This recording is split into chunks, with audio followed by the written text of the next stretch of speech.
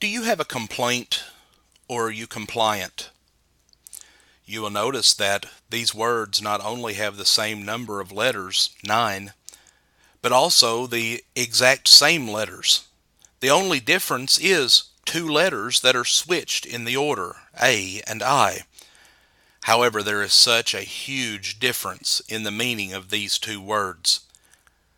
The word complaint means to have an objection, to be discontent, or to regret. Synonyms for this word are criticism, clamor, lament, objection, reproach, whine. But compliant, on the other hand, means to obey, to be submissive, or to yield. Synonyms for this word are docile, willing, meek, yielding. People react to the Bible with either a complaint or by being compliant. They either accept or they reject God's will. And sometimes the difference appears to be very minor, but the reality is they either obey or not.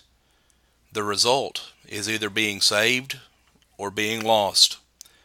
Take the issue of baptism, for instance.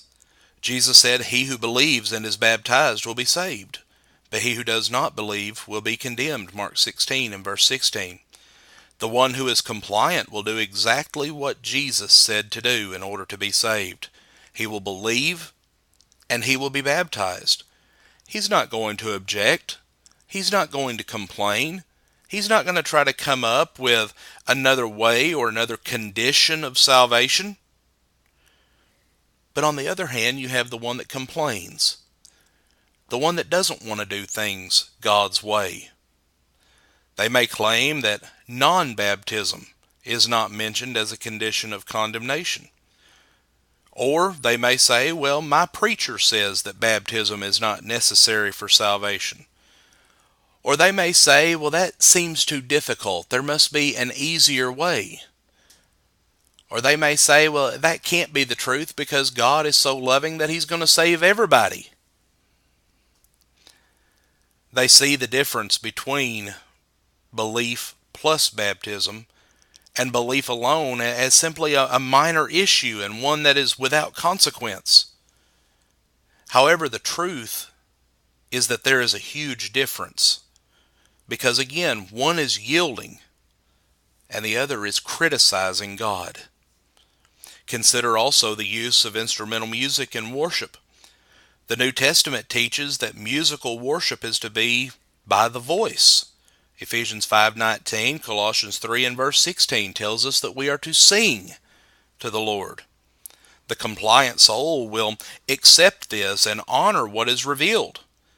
But the one with a complaint will criticize, saying something like, well, it doesn't say that you can't use instruments of music. Or they may whine and seek approval for ignoring the gospel pattern by appealing to David's practice and teaching from the Psalms. But amazingly, this same person will not advocate polygamy or animal sacrifices, which also were advocated by David. So what's the big deal? There's hardly any difference in singing by itself and singing with an instrument. It's the same tune. It's done by all the same people. It's done with the same purpose, right? Well, the difference is one is submissive to what God has revealed, and one is a reproach to Him. Finally, what do you think about the command to assemble with the saints? We're instructed not to forsake the assembling of ourselves together, Hebrews 10 and verse 25. Still, some register the complaint that attendance is not mandatory. They believe that missing services because they just don't feel like it, or because they have something else to do, or they want to go shopping, or they want to work on their house, or they want to do something with their kids, or they want to entertain house guests. That all of these things are just simply minor points.